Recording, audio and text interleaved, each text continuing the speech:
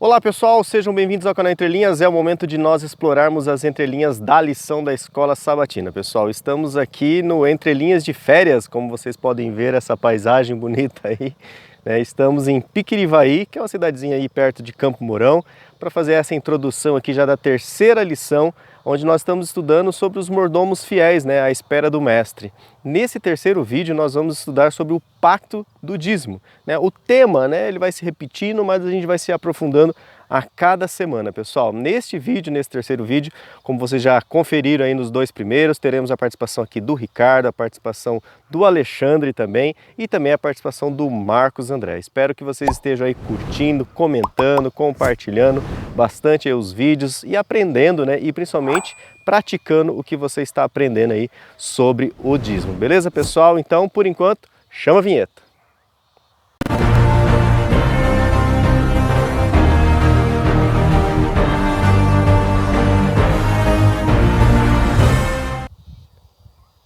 Bom pessoal, esse é o momento então de nós conferirmos aqui os comentários, né? Lembrando que se você não curte muito essa parte do vídeo, você pode pular aqui que o nosso vídeo é capitulado, beleza? Bom, vamos agradecer, né, aqueles que dedicaram um pouquinho do seu tempo para deixar sempre um alôzinho para nós aqui.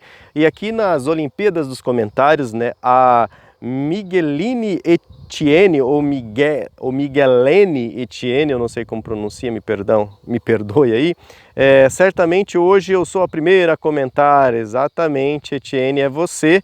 E eu sou a primeira hoje. Feliz sábado a todos, feliz ano novo, né? Que esse aqui é dos comentários do primeiro vídeo.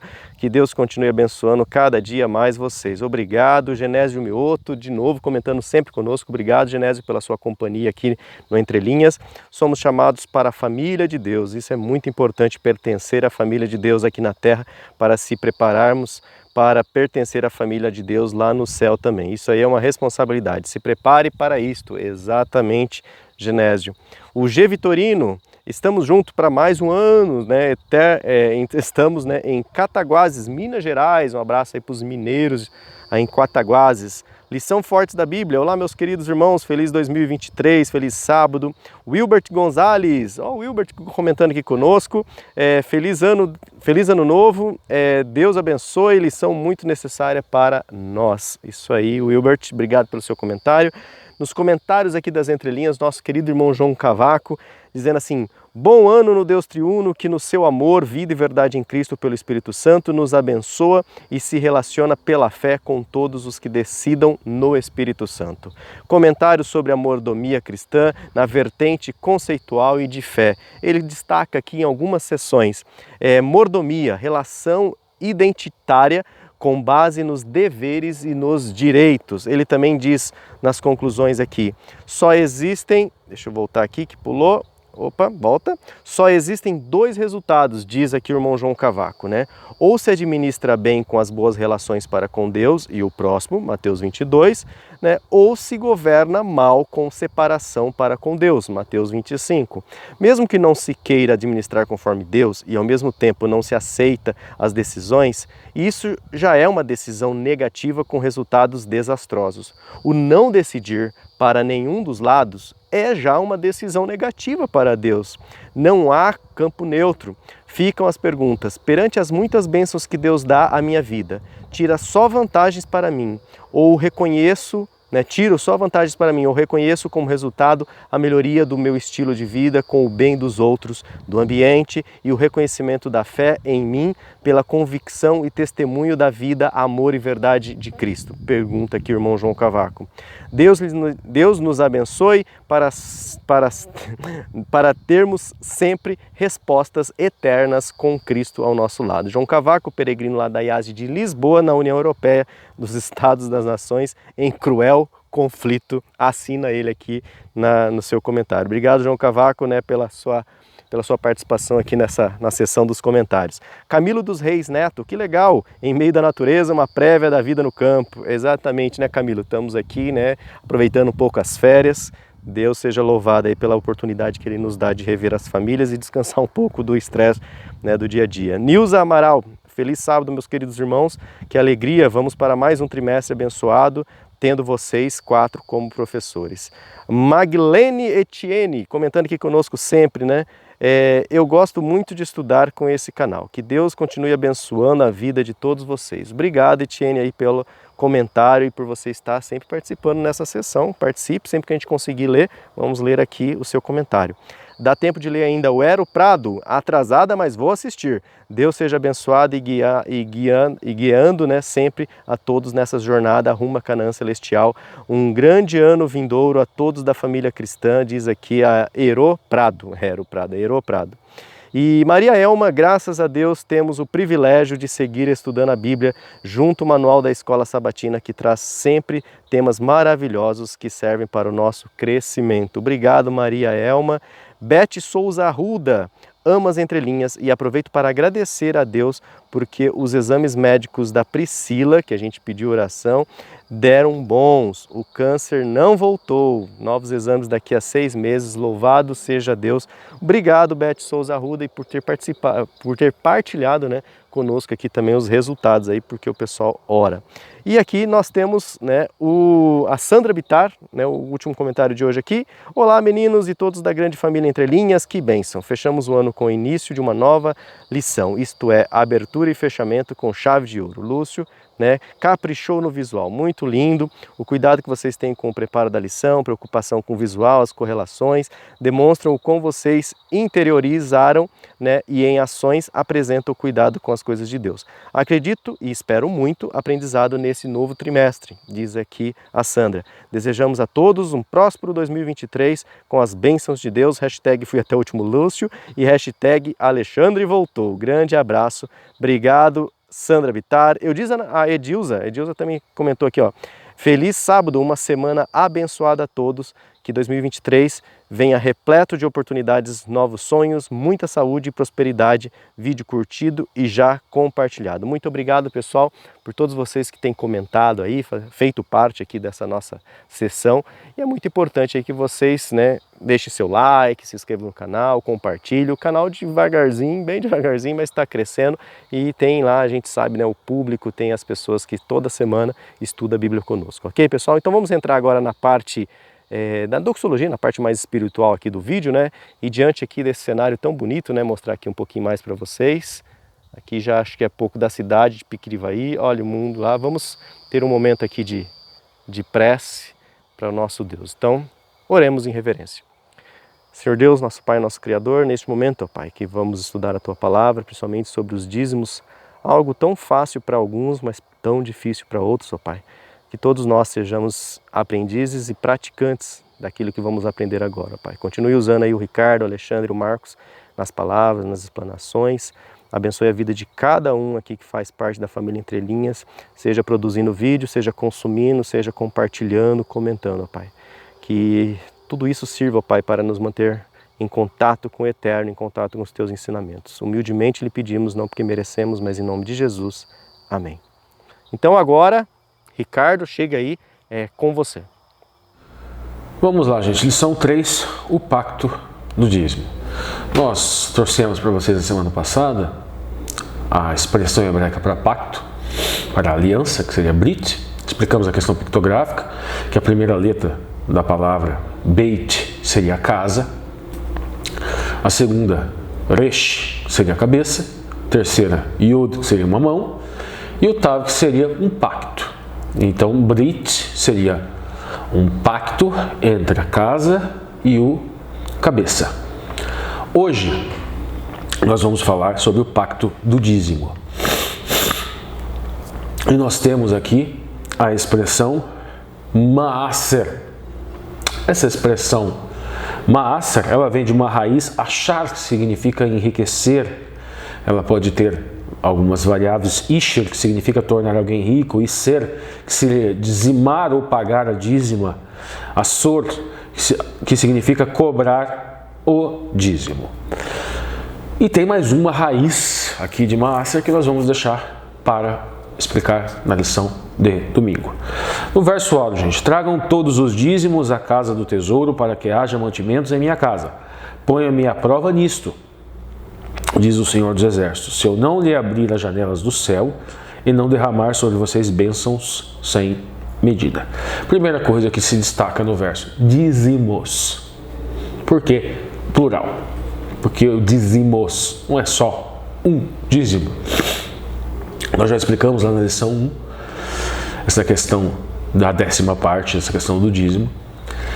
Existia o primeiro dízimo, o segundo dízimo e o terceiro dízimo. Mas como isso é possível? Vamos explicar. Existe o Maaser Rishon, primeiro dízimo. É um dízimo que era destinado ao Kohen, ao sacerdote, ao Mishkan Rakodesh, a Beit Mikdash, ou seja, ao Kohen, ao sacerdote do tabernáculo da casa de santidade, ao tabernáculo do povo hebreu. Vocês notem que esse Maaser Rishon pressupõe um levita, Levim, pressupõe um Kohen, que é um levita da linhagem de Arão, e pressupõe a existência do tabernáculo, primeiro dízimo.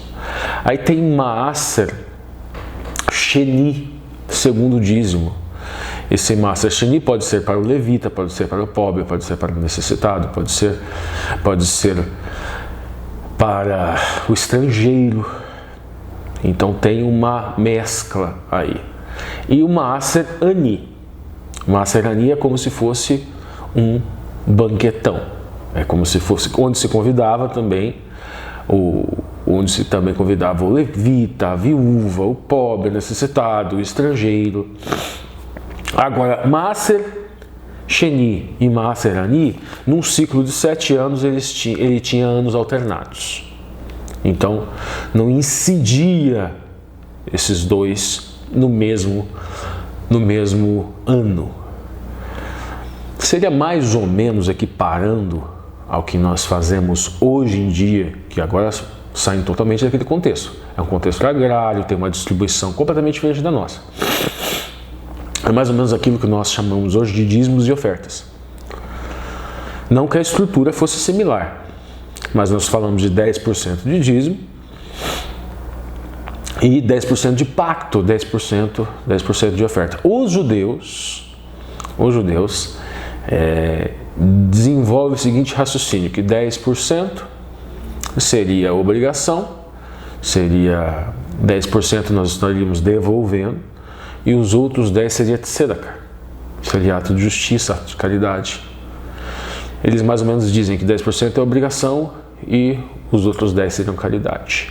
Isso é o desenvolvimento da narrativa dos judeus modernos, do judaísmo moderno. Detalhe, eles também desenvolvem o raciocínio de que aquele Maaser Rishon, isso narrativa judaica, ele era exclusivamente para o templo. Como o templo foi destruído, esta obrigação teria se esvaziado e eles permanecem apenas devolvendo 10%, que seria o Maaser Sheni, que seria para a caridade. Então os judeus hoje, eles dizimam dessa forma. Os judeus mais fiéis, claro, dizimam 10% para a caridade. Diferentemente, acontece com as igrejas cristãs. As igrejas cristãs, elas desenvolvem o raciocínio de que a igreja, talvez numa interpretação analógica, ela se equipara, ela é Beit Mikdash, ela é casa de santidade, ela se equipara ao templo, ela se equipara ao tabernáculo, e então se devolveria esse dízimo para a igreja. Bom, vamos lá, vamos seguir. Essa é a primeira distinção. A segunda distinção é o seguinte: a casa do tesouro. O que seria, linguisticamente falando, vai ser desenvolvido, eu acredito, pelo Marcos ou pelo Alexandre, mas a expressão que nós encontramos aqui para a casa do tesouro, nós não encontramos Beit aqui, que seria casa em hebraico, nós encontramos Otsar. Otsar é um depósito, é traduzido por tesouro, é traduzido modernamente por o Ministério da Fazenda, é traduzido por fisco. Mas, obviamente, isso é uma tradução para um hebraico moderno. Mas se nós buscarmos as traduções mais correspondentes, mais próximas do hebraico da época do texto, seria tanto um depósito de estoque de alimentos, até de metais, especiarias, também estoques de armas. É um depósito separado. Seria este Utsar. O autor da lição, agora nos adentrando na ponta da linha do sábado, gente, ele vai nos destacar Gênesis 14 e a história de Abraão, que nós vamos explicar alguns detalhes que são bem interessantes na lição de domingo. Abraão havia retornado de uma missão bem-sucedida de resgatar alguns reféns, seu sobrinho Ló, a família dele e outras pessoas de Sodoma. E pessoas levadas de Sodoma. O rei de Sodoma ficou muito agradecido pelo resgate e ofereceu a Abraão despojos de guerra. Isso seria mais ou menos assim, seriam apreendido mercadorias, pessoas, servos, empregados, servos, escravos também. Como uma forma de restituição. O vencedor, ele restitui dos seus prejuízos, até modernamente, né? Nós temos a Alemanha pagava muitos tributos de guerra em razão de terem perdido a guerra. Então essa prática é até os dias de hoje. E Abraão, desses despojos de guerra, ele devolve o dízimo para Melquisedeque. Então, imediatamente, na ponta da linha, o autor destaca que imediatamente após a experiência do dízimo de Abraão, o Senhor disse, abre aspas, não tenha medo, Abraão, eu sou o seu escudo e lhe darei grande recompensa. Nós temos também, aqui na ponta da linha, um outro destaque para o dízimo nos tempos de Moshe, nos tempos de Moisés, que disse aos israelitas, quando estávamos prestes a entrar em Canaã, disse o seguinte, certamente vocês deverão dar o dízimo, que aqui está escrito teatser, mas é o mesmo maatser, é apenas uma construção verbal, as palavras grudam no hebraico, mas a raiz é a mesma. E eu vou falar a raiz, qual é essa raiz, no próximo dia da semana, no domingo. Vamos lá, continuando. Certamente vocês deverão dar dízimo de todos os frutos e sementes, que ano após ano colher no campo, para que aprendam a temer ao Senhor teu Deus. Devarim, Deuteronômio 14, 22 e 23. Aí o autor ainda traz um comentário de Ellen White, dizendo o seguinte, exigia-se que as pessoas oferecessem a Deus dádivas com fins religiosos, antes mesmo do sistema definido fosse dado a Moisés, a Moshe, já desde os dias de Adão. Aí testemunhos para a igreja. Note que ela fala desde os dias de Adão. Vamos lá, gente. Lição de domingo. Dízimo equivale a 1/10. É aquela raiz que estava faltando da expressão maassa, que eu deixei para esse dia da semana, justamente porque esse é o tema, o título da semana. Esser significa 10, literalmente significa 10, a 10ª parte. Em hebraico, em aramaico, assar significa 10 também, a 10ª parte. O autor da lição da ponta da linha vai falar a questão dos dicionários, definem dízimo como 1/10 parte de algo ou 10%. A raiz de maaser, que seria dízimo, é aser, que é justamente a 10ª parte. Literalmente. Em aramaico também temos esser em hebraico e assar em aramaico. É provável que essa definição tenha sido tirada da narrativa bíblica. Não, é o significado etimológico. A raiz de maaser é justamente essa questão da 10ª, da dízima. Entregar o dízimo é simplesmente devolver 10%. Prosseguindo, aí o autor da lição vai nos falar de a legislação do dízimo dada aos israelitas no Sinai indica que o dízimo é kadosh, é santo, pertence a Deus, está lá no Vaikra 27. Nosso pai pede somente a 10ª parte. O dízimo é o testemunho mínimo do compromisso cristão. Em nenhum lugar da Bíblia encontramos indicação de que a porção de Deus seja inferior a 10%. Vamos lá, gente. Por que esta explicação? Aquilo que eu falei lá no começo. Algumas igrejas, uma minoria das igrejas, justamente desenvolve o raciocínio que o dízimo seria 10% para o templo, e como o templo foi destruído, não haveria mais a necessidade de dizimar. O judeu sana isso, não, ok, então esses 10% do templo não tem mais a necessidade, mas continua tendo necessidade de Maaser Sheni, Maaser Ani, ou seja, os 10% para caridade, então eles doam para caridade, não doam para o templo, porque o templo não existe mais. A maioria das igrejas cristãs fazem uma espécie de interpretação analógica e fala que a igreja se equipara a Betel, que nós já vamos explicar o que significa, e esse dízimo, que não tem mais o templo, ele vai para o templo igreja, a casa Beit Mikdash, que seria uma casa de santidade, por analogia, não seria o tabernáculo, mas seria uma casa. Mas uma minoria fala que apenas haveria necessidade de ofertas para a igreja. Setores da Igreja Católica defendem isso. Os católicos, geralmente não dizimam.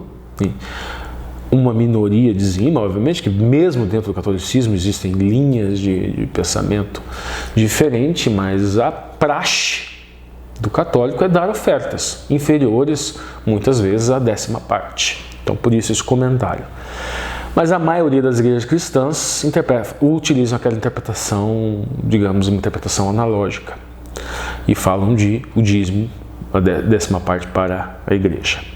Agora, na pergunta 1, nós temos um texto do Bereshit, do Gênesis 14, 18 e 20, e Hebreus 7, 1 a 9. Os dois textos, um na Torá, outro na Brit Hadashah, um no Velho Testamento, nos 5 primeiros livros da Bíblia, no primeiro livro da Bíblia, no Bereshit, e outro no Ivrim, no Hebreus, ali no Novo Testamento, Brit Hadashah, falando sobre Abraão, esse despojo de guerra, e Melquisedeque.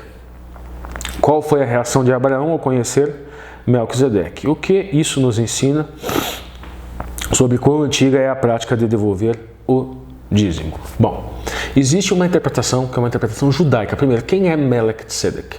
No próprio livro de Hebreus fala que Melquisedeque é o rei da paz. Só que na própria etimologia da palavra, Melech é rei, Sedek é justiça. Então ele seria o rei da justiça.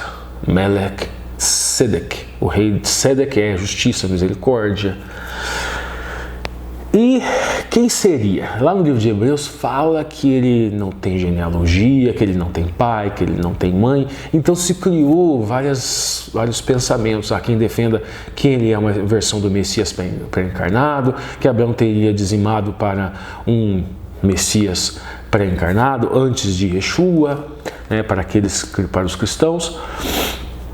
Ocorre que essa interpretação ela padece de outros textos bíblicos que possam corroborar, é muito especulativa. Mas a tradição oral judaica é uma tradição que aparentemente é mais segura, não nos fere, não fere a doutrina adventista ou cristã de uma forma geral. Nesse sentido, diz que Melquisedeque seria um título, não seria um nome próprio, por isso que ele não teria genealogia, mas que se colocava para o patriarca, para o mais velho da linhagem, que no caso ali de Abraão seria Shem, seria Sem. Abraão teve 3 filhos, Sem, Cã e Jafé.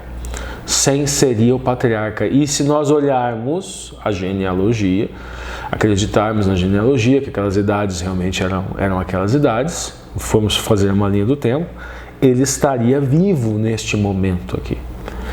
Sem seria o mais velho da linhagem de Abraão. Sem, obviamente, veio antes de Abraão. É o primeiro filho de Noé, o patriarca dos semitas, e dentro dessa interpretação detinha o título de Melquisedeque, ou seja, o rei da justiça. Por esta razão, Abraão procurou este patriarca para dizimar, porque, segundo essa narrativa, ele teria o papel espiritual na família. Nessa linhagem, ele desempenharia esse papel. Então vamos lá. A primeira menção do dízimo é Gênesis 14, como nós estamos, Bereshit 14, como nós estamos explicando, que conta a história do encontro de Melquisedeque com Abraão. A última menção de dízimo na Bíblia lembra o mesmo encontro, mas as palavras dízimo e dízimo são usadas na forma intercambiável no caso de Hebreus. Observe na história de Hebreus que nem Melquisedeque nem Cristo eram da tribo de Levi. O que significa isso, gente? Nós temos aqui, vamos lá, Noé, dilúvio, Noé, Sem, é o filho de Noé. Aí segue a linhagem, tem vários nomes. Chegamos a Abraão, Isaac, aí nós temos Jacó. Jacó teve 12 filhos. Um desses filhos de Jacó se chama Levi. Jacó teve Rúben, Simeão e Levi. É o terceiro filho. Deste filho se originou uma tribo chamada tribo de Levi, que lá na frente, segue a linha do tempo, lá depois nos tempos, vamos seguir a linha normal, vamos lá. Então, temos aqui José, que seria o penúltimo filho, homem que Jacó teve, foi para o Egito, toda a família vai para o Egito, então as tribos se formam ali dentro do Egito. Se forma a tribo de Rúben, a tribo de Simeão, a tribo de Levi, todas essas tribos se formam ali. Passa muito tempo, José morre, o faraó não conhece a história de o novo faraó, eles são escravizados, começam a ficar com medo, porque eles estão crescendo demais. Aí Moshe vem e liberta, eles vão para o deserto, eles vagueiam no deserto, depois eles chegam em Canaã, terra prometida, e é dividido o território de Canaã em tribos. Só que uma tribo não recebe território, a tribo de Levi, porque essa tribo ficaria responsável justamente pela parte espiritual. Ela cuidaria do Beit Mikdash, da casa de santidade, do tabernáculo. E desta tribo, essa tribo cuidaria da parte espiritual, por isso o dízimo seria dado a eles. Dentro dessa tribo nós temos ali Arão, contemporâneo a Moisés, e Arão, da linhagem arônica, vem correndo Hagadol, ou seja, sumo sacerdote. Então, por isso que o autor da lição está falando, notem que não vem da linhagem levítica, ou seja, esta função que depois dos tempos de Moshe, quando a tribo de Levi, propriamente, a tribo de Levi recebe essa função. Só que antes da tribo de Levi receber essa função, de acordo com aquela narrativa que eu estava falando, aquela narrativa judaica, o patriarca, o mais velho da família, recebia essa função. E no caso dos tempos aqui de Abraão, o mais velho era Sem, que, se você analisar aquela questão genealógica, ele ainda foi contemporâneo pouco tempo ali, ele viveu ali a infância, da infância para a adolescência, a entrada da infância, adolescência ali de Jacó. Então ele era contemporâneo a Abraão, a Isaac e um pouco de tempo ali de Jacó. Prosseguindo, gente. Observando a história dos hebreus, que nem Melquisedeque nem Cristo eram da tribo de Levi. Foi o que eu expliquei, fiz essa rápida esse rápido salto na linha do tempo para vocês entenderem esse contexto. Então, o dízimo precede e segue a particularidade dos levitas. O dízimo não é um costume exclusivamente judaico e não teve origem com os hebreus. Dentro dessa narrativa nós já explicamos. Isso viria do mais velho, do primogênito, que teria este papel espiritual na família. Que muito provavelmente, quando agora nós lemos Jacó, o livro de Jacó, era isso que Jacó queria, porque ele tinha mais aptidão. Esaú não tinha essa aptidão espiritual, ele era aventureiro, gostava de viagens e saía caçar e voltava e contava aquelas histórias, aquelas aventuras dele para o seu pai, para Jacó, que gostava, diga-se passagem, muito. Coisa que o Jacó era mais caseiro, ele tinha mais aptidão a essa parte espiritual, por isso que ele queria a primogenitura. Então, dentro dessa narrativa, ela se encaixa também com um contexto ali, se nós formos contextualizar essa narrativa do Melquisedec como um título dado ao primogênito, que era o que Jacó queria. Aí nós vamos ao autor da lição, ele nos pede para ler o Bereshit, Gênesis 28, 13 e do versículo 13, 14, 20 e 22. O que Deus prometeu fazer a Jacó e a Jacó e qual foi a resposta de Deus? Bom, Jacó temeu essa volta, em razão dele ter enganado, né? Yaakov significa calcanhar, nota que o calcanhar é meio torto. Então dessa palavra se originou ela foi se conectando com outras coisas conectadas a torto. Os pais deram esse nome para ele porque ele veio depois de Esaú, como se ele veio pego pelo calcanhar. Ele prendeu no calcanhar de Esaú e veio. Mas como essa palavra se conecta no hebraico com outras expressões para torto, ela também se conecta com engano, Yakev. E Esaú faz um trocadilho, Yaakov, Yakev, né? Jacó, você é torto e você me enganou. Curiosamente, Deus muda o nome de Yaakov, que tem toda uma relação com engano, com trapaça, com o ser torto, com o vir depois, e ele acaba vindo primeiro. Ele é feito primogênito. E ele é feito Yacharel, reto com Deus. Ele é planado. Ele é tornado reto com Deus. Mas ele se encontra com o Altíssimo faz a promessa, porque ele tinha medo. Faz uma promessa para ele. Em ti serão benditas todas as famílias na terra. A mesma promessa feita a Abraão. Por que em ti serão benditas toda a família na terra? Porque é da linhagem de Abraão, de Jacó. E se nós seguirmos mais à frente, o filho dele, Judá, os judeus, viria um Messias, como Ashia. Por isso, em ti seriam benditas. Mas tem mais. Fala também, Jacó faz um voto neste momento. Faz um voto de que se o Altíssimo protegesse na sua viagem de volta, lhe dando pão e lhe dando roupas, ele daria o dízimo, a 10ª parte de tudo aquilo que Deus lhe desse. E aquela região ali se tornaria Betel. Para quem não gosta, para quem acha que não dá, pictografia não pode se estudar junto com lição, que não dá para você fazer nenhum estudo, agora vai ficar talvez decepcionado, porque Betel é Beit e El. E o que significa isso? Já explicamos lá no comecinho, lembra que nós falamos lá da questão do Beit? Beit é uma letra, é a segunda letra do alfabeto hebraico. E Beit na pictografia é casa.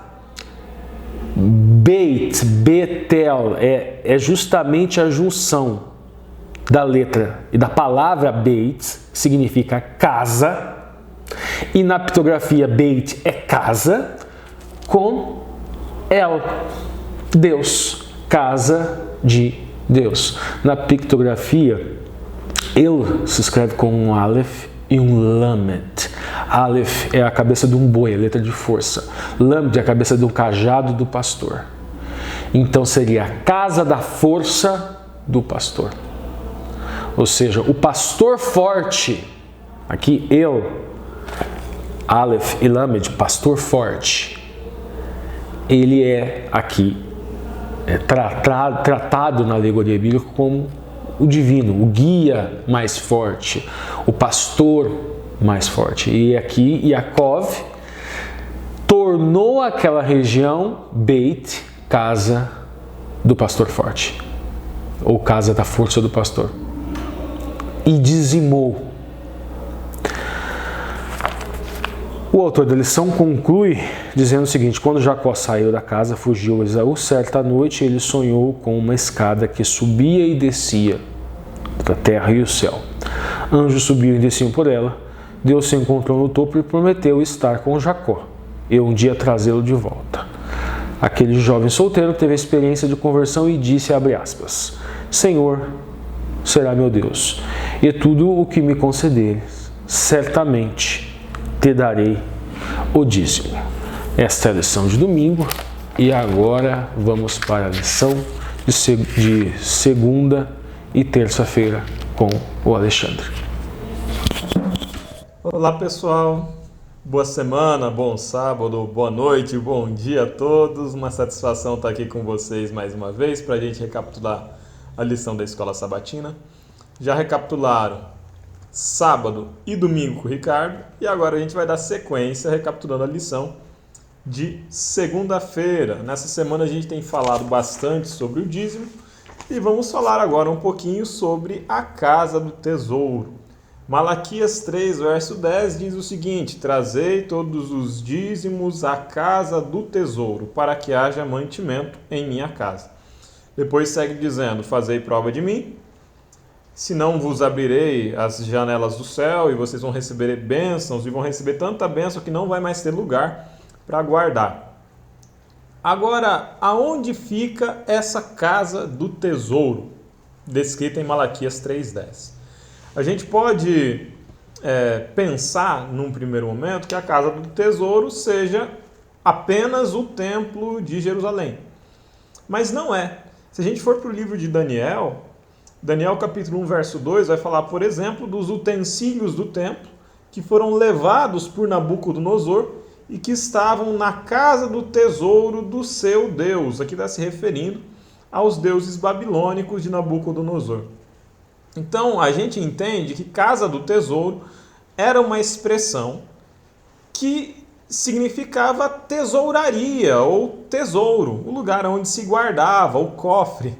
E a casa do tesouro, a que se refere Malaquias 3,10, certamente não é a casa do tesouro do Deus de Nabucodonosor, mas a casa do tesouro do Deus de Israel. Portanto, sim, se refere ao templo.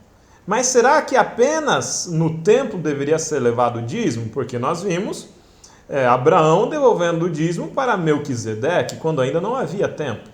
Se não tem templo, hoje nós não temos mais o templo de Jerusalém. Nós acreditamos que existe um santuário celestial. Então, não existe um santuário nessa terra. Mas ainda existem as casas do tesouro, sim, no sentido de tesouraria, de cofres, de lugares para depositar esses valores. E essas casas do tesouro são as nossas igrejas, o lugar onde a gente devolve o dízimo e entrega as nossas ofertas. Mas nem todo dízimo era levado ao depósito da casa do tesouro. E é interessante a gente ver isso. No livro de Deuteronômio, capítulo 12, nos versículos 17 e 18, diz ali, comerás o dízimo perante o Senhor. Deuteronômio, capítulo 12, versículo de 5 a 14, é o texto que está sugerido na questão 4 da lição de segunda-feira. Diz assim também, ali trareis o dízimo, ali comereis perante o Senhor. Essa descrição de comer perante o Senhor descreve a prática de banquetes rituais. Sim, parte do dízimo servia de alimento ao próprio ofertante, mas não ao ofertante comendo apenas na sua casa. Em alguns casos, quando se morava muito longe do lugar designado, que era o templo, se tinha autorização para comer em casa. Mas o ofertante deveria comer esse dízimo perante o Senhor no templo. Imagino aqui um grande junta-panela, né? Em que os ofertantes comiam do dízimo na presença de queridos, de amigos, de chegados, de irmãos de fé, fazendo uma grande festa. Então, parte do dízimo poderia servir para esse banquete ritual diante de Deus, num lugar designado. No versículo 14 de Deuteronômio 12 diz: não ofereça seus holocaustos em todo lugar, mas aonde o Senhor escolher. E tinha um propósito aqui. Se as pessoas oferecessem os seus holocaustos de forma espalhada pela terra, o risco de se ter uma dispersão religiosa, de se caminhar para paganismos, de se perder uma coesão doutrinária era muito grande.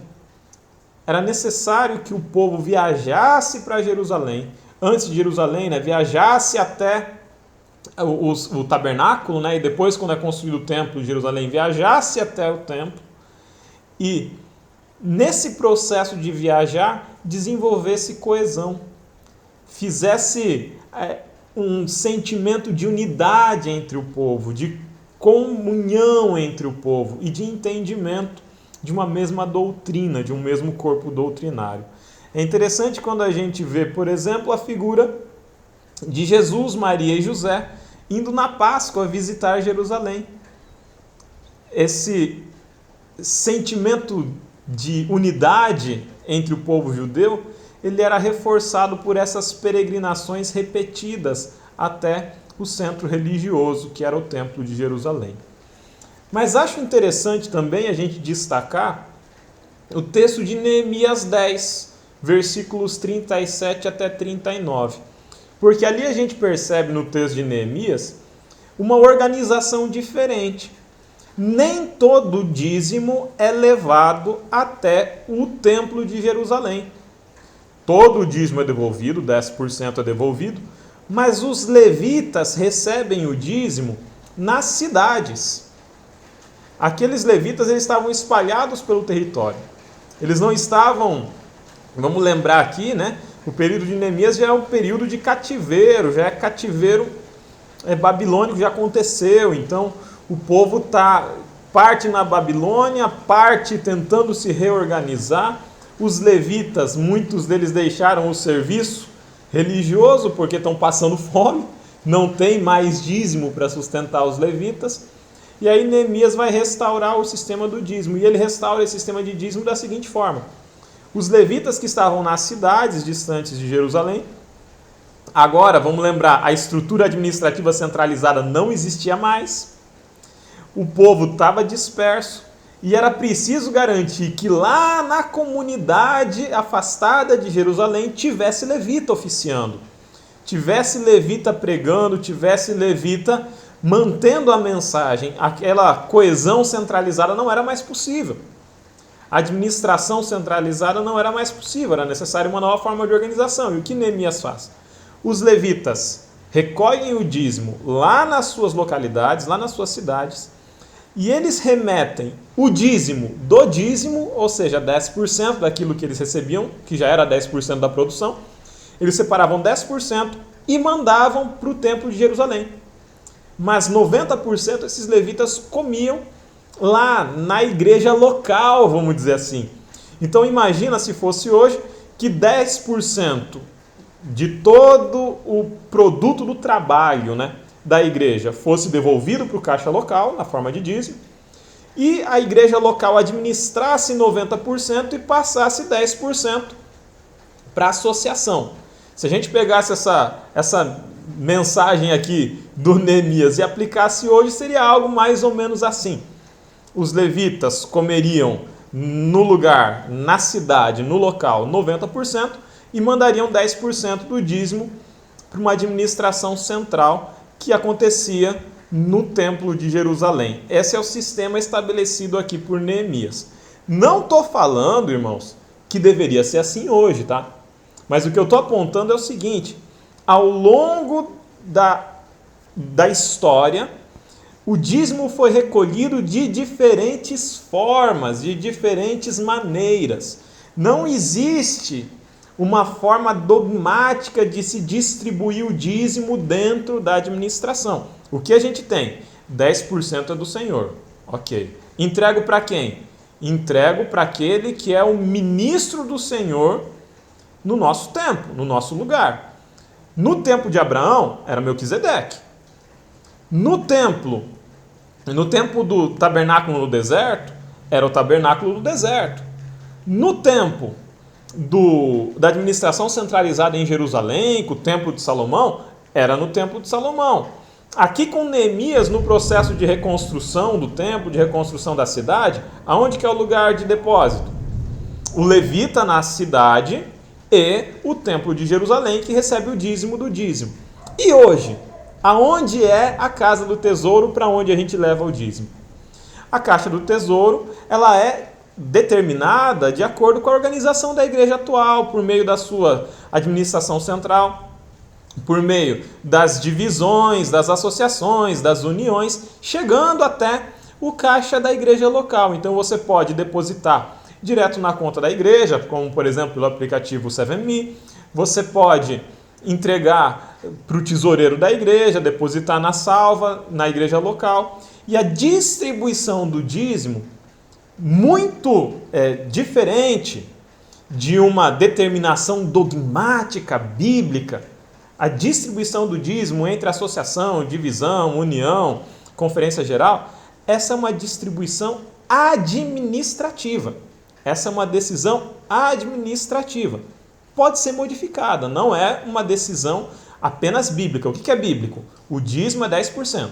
Para que ele serve? Agora a gente entra na lição de terça-feira. Qual é o propósito do dízimo? E eu acho muito interessante quando a gente vai lá para Neemias 13:10, porque Neemias tem que lidar com um problema. Eu falei para vocês que o povo não devolvia mais dízimo. O povo não devolvia mais dízimo porque tinha um corrupto morando dentro da sala do tesouro do templo. É necessário que Neemias expulse esse corrupto que estava lá roubando do dízimo. O povo perdeu a fé, perdeu a crença na lisura, na honestidade da administração da época.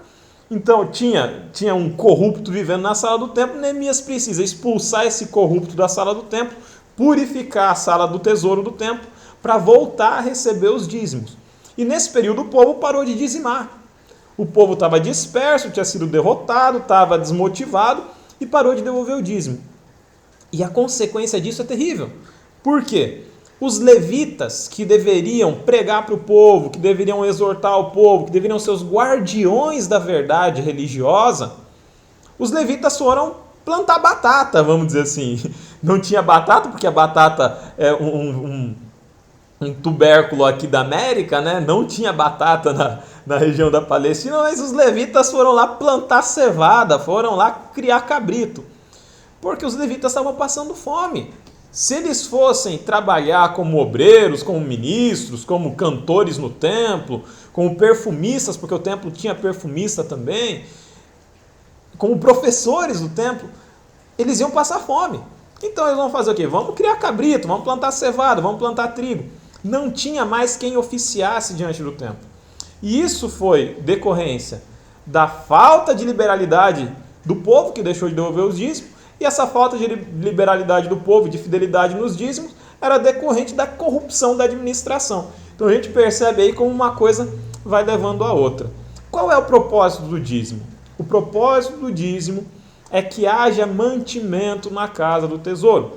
Quando a gente vai lá para Números 18, versículo 21 a 24, diz que o dízimo é dado como herança para a tribo de Levi, para os levitas, para aqueles que eram os ministros religiosos no antigo Israel.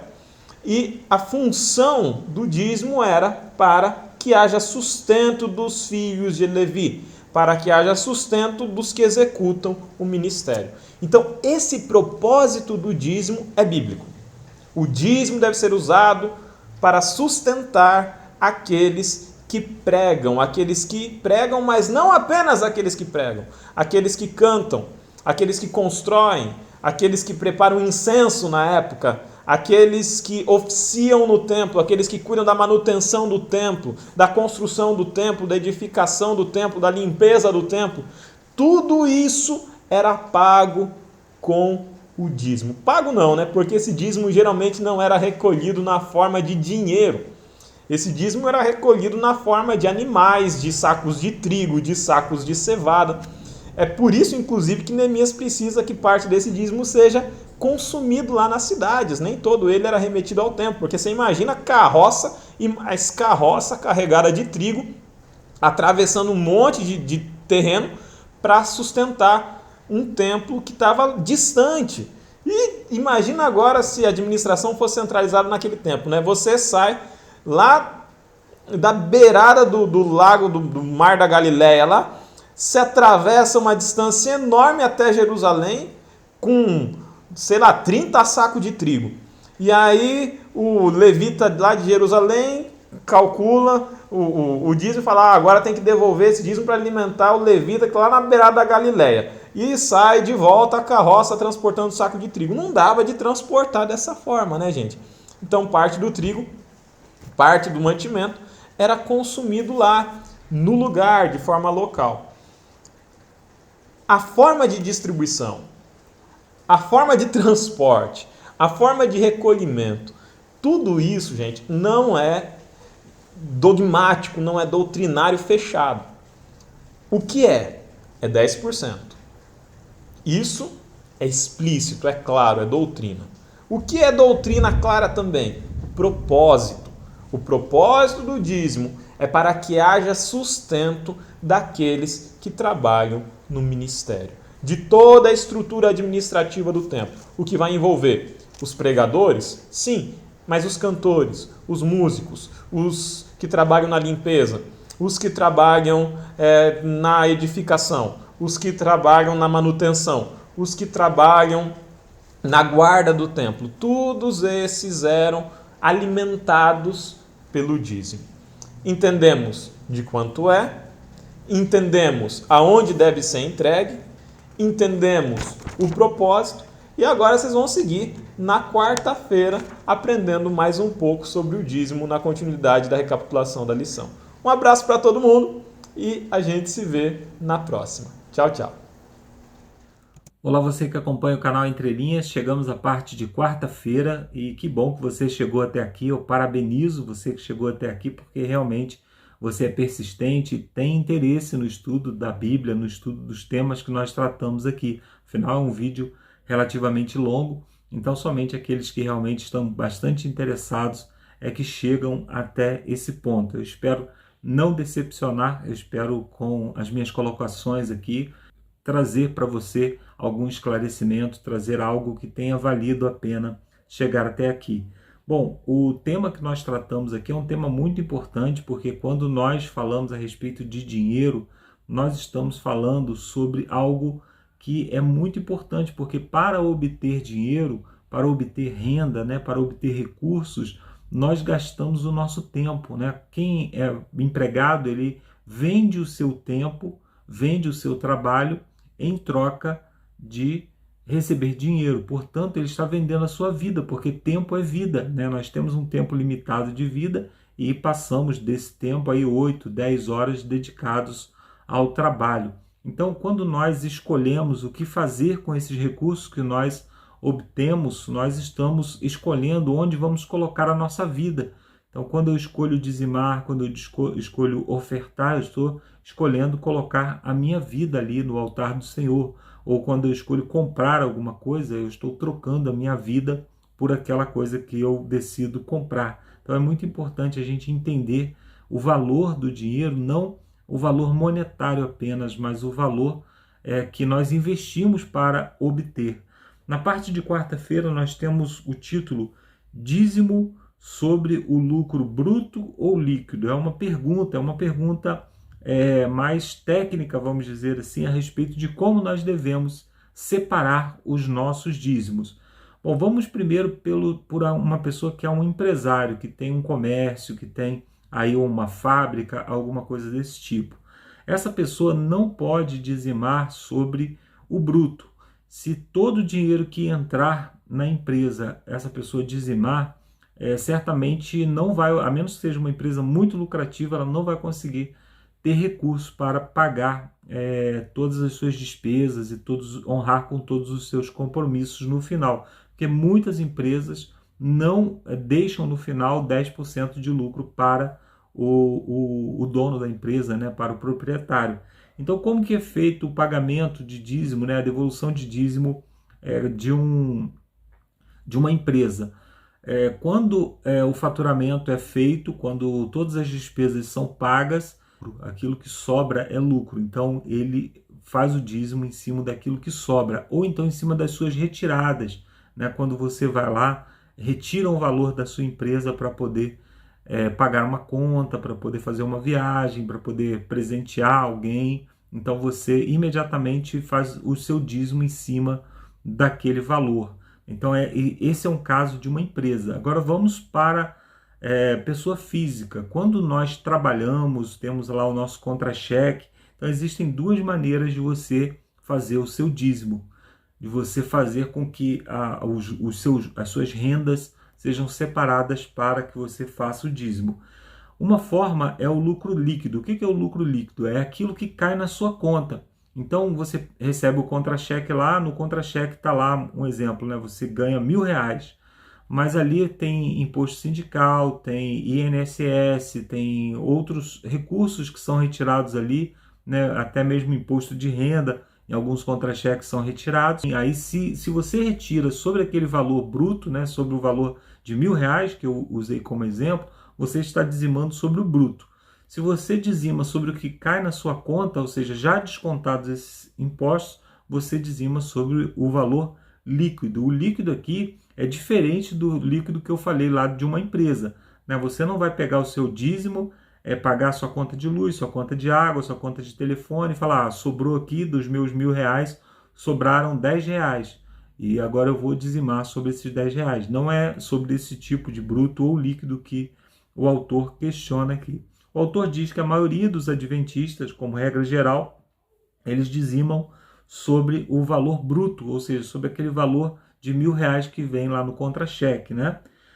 Mas existem pessoas também que dizimam sobre as suas entradas, sobre aquilo que entra no seu pagamento. Então existem essas duas formas de dizimar, né? E como a Bíblia ela não tem um texto específico a respeito disso, cabe muita interpretação.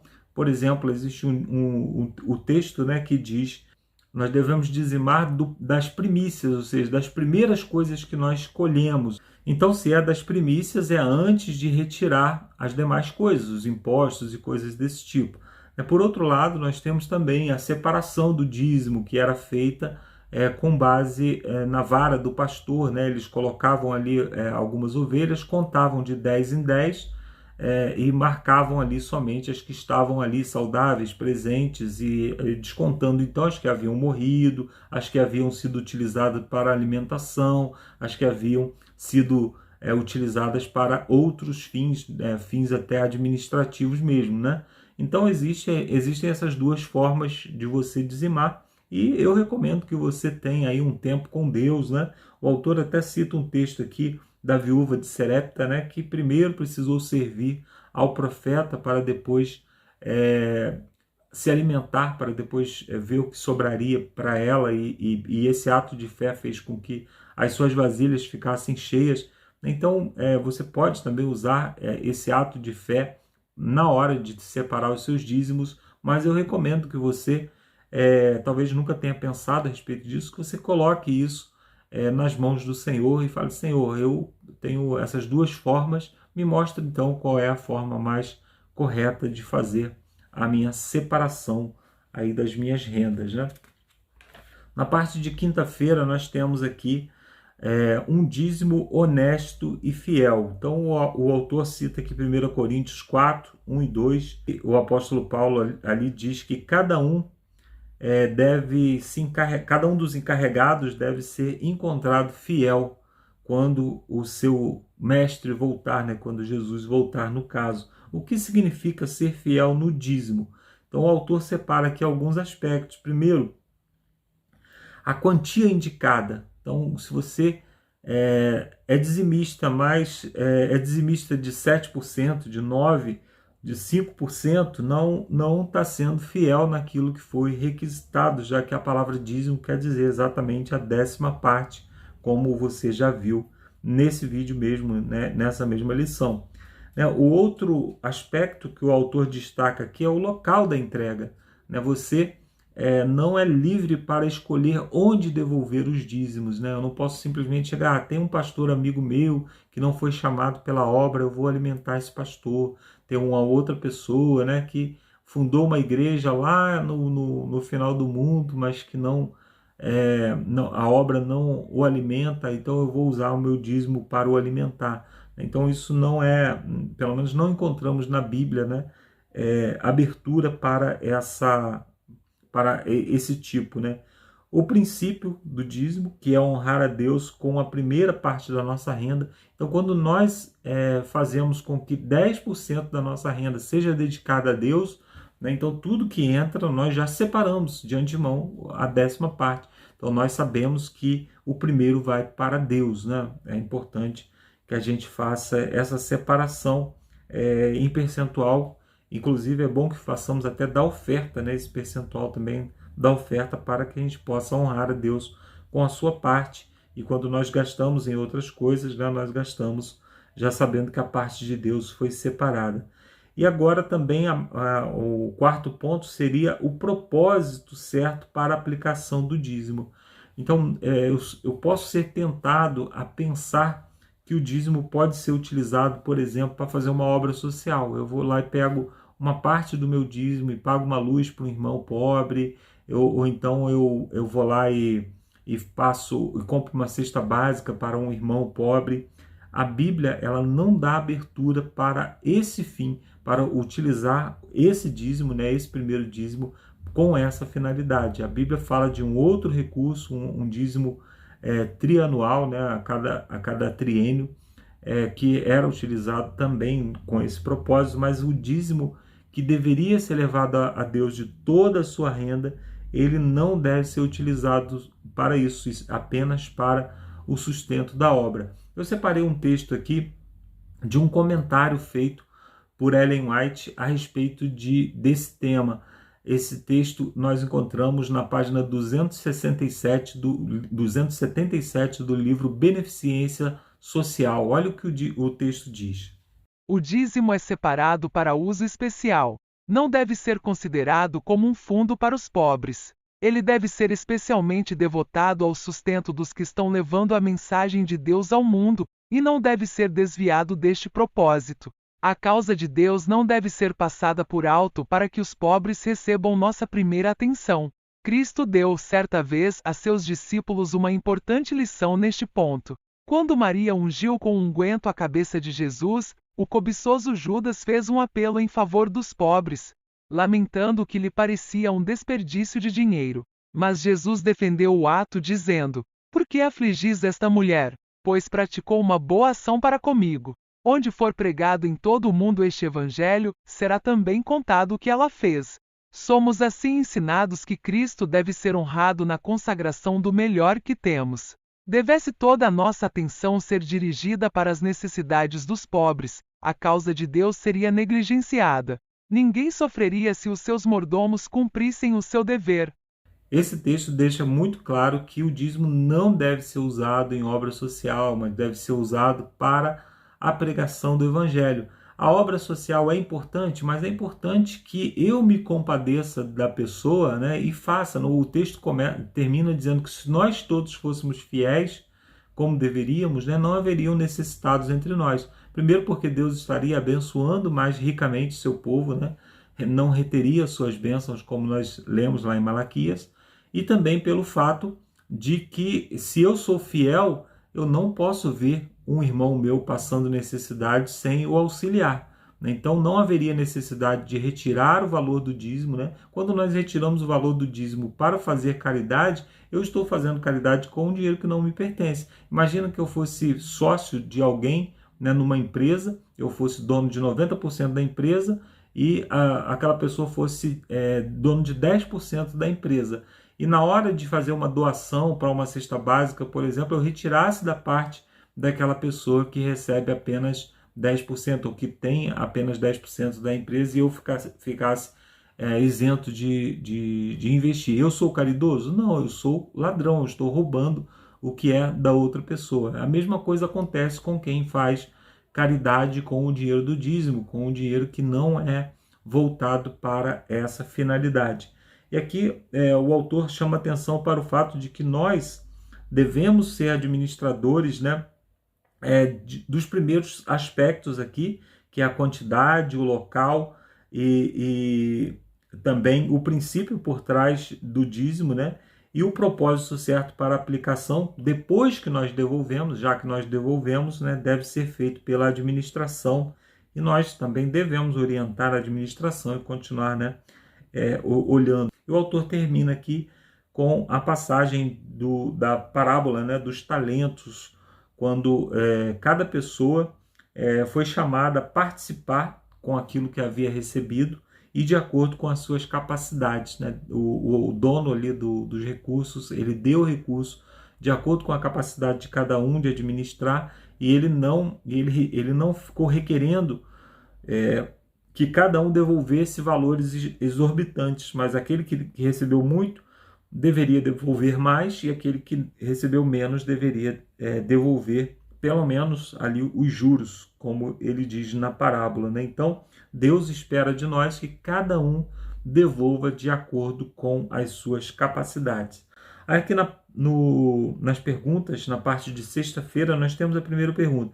A prática do dízimo não se originou no antigo Israel. Como esse fato nos ajuda a entender a perpetuidade desse dever diante de Deus? Bom, o fato de que não foi a nação de Israel que deu início no dízimo, pelo contrário, Abraão dizimou mesmo antes de existir a nação israelita. Isso nos mostra que o dízimo não é um requerimento somente para os levitas ou somente para os israelitas, como muitas pessoas pensam, né? Então é algo que está fora da nação de Israel, ou seja, é um mandamento universal. Na pergunta número 2, o que aconteceria com a igreja se todos decidissem enviar seus dízimos a outro lugar? Ainda teríamos uma igreja? O que há de errado com a ideia? Bem, meu dízimo é tão pequeno comparado com o dos outros, e se todos pensassem assim? Bom, muitas pessoas podem pensar, né, que o fato de seu dízimo ser menor não faz diferença na igreja. Mas, na verdade, quando nós dizimamos, todos nós dizimamos bem pouquinho em relação ao que realmente a igreja necessita. Então, é a junção de todos os recursos, né, que faz com que a igreja caminhe. O fato de que eu poderia pensar assim, eu vou devolver o meu dízimo em outro local, com outra finalidade, isso é um desvio de finalidade do dízimo, e eu não estou sendo fiel naquilo que a Bíblia requer de mim, que é devolver o dízimo no local adequado, e aí as decisões de para onde vai esse dízimo, né, que devem ser tomadas pelas pessoas adequadas também, não por mim. Se eu estou pegando aquele dízimo, que é a parte de Deus, e direcionando, eu estou tomando a decisão sobre um dinheiro que não é meu, né? E na pergunta número 3, compartilhe o que você tem aprendido e experimentado ao devolver o dízimo. O que você pode ensinar aos outros sobre essa prática? Sabe, eu posso dar um testemunho pessoal, né, que é um testemunho pessoal. O dízimo me ajuda a compreender o quanto Deus tem me abençoado. Porque como eu não tenho uma renda fixa, né, às vezes eu recebo um valor, eu como trabalho com vendas, às vezes eu recebo um valor mais alto, no outro mês um pouco mais baixo, e ao final do ano é que eu consigo colocar, através do meu dízimo, né, através do que eu dizimei, é que eu consigo ver realmente como Deus me abençoou durante todo aquele ano. E através do dízimo também eu consigo olhar para todas as outras coisas que eu tenho que gastar, né, com base no dízimo. Eu sei quais são as minhas rendas para que eu possa ter um controle financeiro. Então, o fato de dizimar me ajudou a ter um controle financeiro, e quando nós temos um controle financeiro, né, nós conseguimos gastar com mais qualidade, nós conseguimos olhar aqueles recursos de maneira que a gente possa se organizar melhor para não gastar mais do que temos. Então, eu poderia contar aqui milhares de coisas a respeito da fidelidade, como Deus retribuiu a mim, mas uma das coisas importantes que quase a gente não ouve falar é o fato de que se eu preciso contabilizar quanto eu estou ganhando, eu já tenho um controle financeiro, e o fato de eu ter um controle financeiro me ajuda a ter um domínio maior sobre as minhas rendas. Bom, eu espero que a sua vida esteja também dentro do controle, dentro daquilo que deveria estar, né? Que as suas contas estejam todas pagas, mas se não for assim, essa realidade, ore a Deus, peça a Deus que te abençoe, né? Faça também um pacto com Deus para que você possa ser fiel nos seus dízimos e nas suas ofertas. E Deus diz, né, na sua palavra, façam provas de mim. Então é uma das poucas coisas que quando nós somos fiéis, nós podemos anotar e cobrar de Deus, né? Falar, Senhor, eu tenho sido fiel e o Senhor me disse que eu poderia fazer prova, então eu quero que o Senhor mostre, né, na minha vida como que a minha fidelidade pode me auxiliar, como que a minha fidelidade vai ser retribuída pelo céu. E certamente Deus, ele vai te mostrar aí as bênçãos que você já tem recebido. Afinal, o dízimo é daquilo que nós já recebemos, né? Nós devolvemos aquilo que já recebemos, e certamente Deus vai multiplicar cada vez mais aquilo que fica na sua mão, né? O dinheiro suado, o dinheiro que já honrou com seus compromissos com o seu próximo e com Deus também, é um dinheiro que certamente Deus vai abençoar, e esse dinheiro, por menor que seja, vai servir para que você possa honrar com seus compromissos, dar o que é necessário para a sua família. Quero orar pela sua família e por você, e orar pelas suas rendas agora. Vamos orar? Santo e bom Deus, muito obrigado por essa lição que tivemos aqui, quando aprendemos, Senhor, sobre a fidelidade nos dízimos. Aprendemos coisas importantes sobre como devolver, onde devolver, por que devolver e qual é a utilidade do dízimo. Aprendemos também, Senhor, sobre a fidelidade e sobre o pacto que o Senhor fez em relação à fidelidade, nos pedindo para provar quando formos fiéis nesse aspecto. Nós te pedimos aqui, Senhor, que o Senhor nos ajude a termos a fé necessária para sermos fiéis nesse aspecto. Te pedimos também que o dízimo seja utilizado para ganhar almas para o teu reino, como é o teu propósito. E te pedimos, Senhor, que ao entregar esse dízimo, que o Senhor multiplique as rendas que ficam nas nossas mãos, para que possamos honrar com os nossos compromissos. Peço uma bênção especial hoje a quem está desempregado, a quem está passando por alguma dificuldade financeira, que o Senhor possa auxiliar, e que a decisão de ser fiel no dízimo também traga ricas bênçãos para cada um de nós, para cada lar, para cada pessoa que nos acompanha aqui. Abençoa esse canal, abençoa tudo que nós fazemos aqui, para a honra e glória do teu reino. É o que te peço em nome de Jesus. Amém. Obrigado, amigos, e até a semana que vem com mais um estudo da Palavra de Deus. Bom, pessoal, valeu Marcos, valeu Alexandre, valeu Ricardo, obrigado aí pela sua companhia, valeu pela oração, Marcos, de encerramento. E hashtag fui até o último Lúcio, né? Coloca aí, a Sandra Bittar colocou lá nos comentários, né? Que é um vídeo, não está tão completo como outros, né? Com entrelinhas, com ponte literária, tantas coisas, mas entrelinha de férias, né? É de férias, né? Tem que dar umas férias para nós também, né, pessoal? Então, obrigado por vocês terem nos acompanhado até aqui, né? E nos vemos então, pessoal, no quarto vídeo já dessa série de 2023 já, estamos aí já entrando no ano bem dentro dele mesmo, e onde nós vamos estudar sobre as ofertas para Jesus. Então, fiquem em paz, aproveitem as férias, aqueles que estão de férias, aqueles que estão trabalhando, aproveite o trabalho, que é uma bênção, né, na vida do homem, e nos vemos até lá, se Deus quiser. Tchau, tchau, pessoal!